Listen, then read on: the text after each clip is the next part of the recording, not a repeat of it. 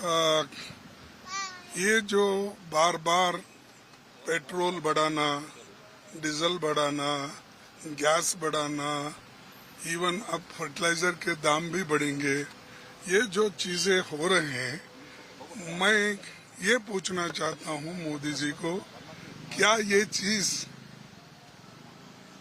नहीं होंगे? आपने नहीं सोचा? एक तरफ तो वर्ल्ड वार के जैसा एक सिचुएशन है, अमेरिका और ईरान लड़ रहा है, इधर इजराइल और ईरान लड़ रहा है, और उधर उनके साथ में जो दूसरे अरबियन कंट्रीज के ऊपर भी हमले हो रहे हैं। ये सब मालूम होते हुए भी हमारे देश में कोई प्रॉब्लम नहीं, हमारे देश में सब ठीक है, मोदी जी ने कहा। और डॉलर की कीमत जैसे के वैसा है, लेकिन रुपए का कीमत तो गिर जा रहा है। आज रुपए का कीमत इतना गिर गया, अभी 1-2 दिन में तो 100 रुपए हो जाएगा $1 को। तो ये मोदी का एक तो आर्थिक दृष्टि से फेल्यूर है, दूसरा जो विजन रखना चाहिए आगे, उस बारे में भी उन्होंने नहीं सोचा। और सारे खुद ही बोलते हैं कोई फॉरेन कंट्री नहीं जाना, वो जाना, और उन्होंने अब 5 कंट्री का चक्कर मार के आ रहे हैं।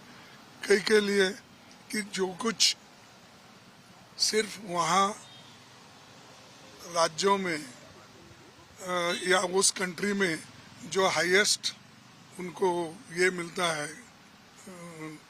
जो भी क्या कहते हैं, हमारे जो एक रिकग्नाइजेशन देते हैं, उस रिकग्नाइजेशन को लेने के लिए वहाँ पहुँचते हैं।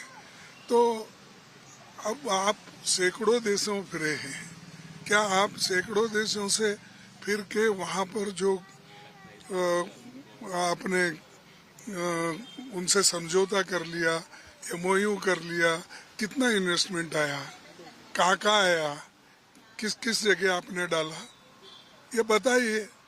उधर वो नहीं बताते, लेकिन कंट्रीज को, सब कंट्रीज को जाके फिर के आने का, और वहाँ पर यहाँ जो इन्फ्लेशन है, अनएम्प्लॉयमेंट है, और पेट्रोल डीजल के दाम बढ़ रहे हैं, इसको सप्रेस करने के लिए फॉरेन कंट्रीज को जाके वहाँ से तकरीर करना और वहाँ से बात करके लोगों को समझाने की कोशिश करते हैं।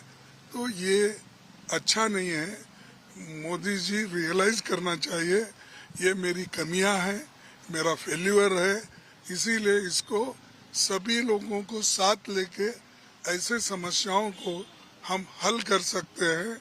जब तक उनके मन में नहीं आएगा, जब तक अहंकार उनका जैसे का वैसा रहेगा, तो देश की परिस्थिति भी ऐसे ही रही। फॉरेन पॉलिसी की मिस्टेक हो रही है सर, जिस तरह नहीं, सब देखो, फॉरेन पॉलिसी एक ही नहीं, economic policy, foreign policy, internal जो भी गरीबों को मिलना चाहिए वो, और इन्फ्लेशन कंट्रोल करने का, ये सारी चीजों में उन्होंने फेल हो गए हैं। और उनके अभी नेतृत्व अगर ऐसा ही रहा तो देश को बहुत बड़ा मुश्किल है। लेकिन आम आदमी की कौन समस्या